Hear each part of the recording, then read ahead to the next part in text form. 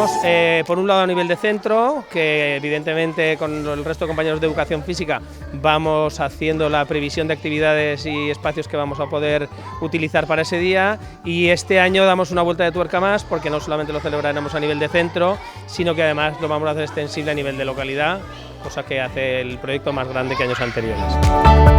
Nosotros hacemos un proyecto, aprovechando que es año olímpico, centrado en los Juegos Olímpicos. Toda la programación de educación física a lo largo del curso gira en torno a los Juegos Olímpicos, y que ellos sean capaces de aprender y conocer todo lo que vamos a trabajar durante el curso y verlo reflejado al final del curso en los Juegos Olímpicos de verdad, para ellos es una motivación increíble, y además yo creo que es el máximo referente que hay en el deporte son los Juegos Olímpicos, y a ellos la verdad es que les gusta mucho.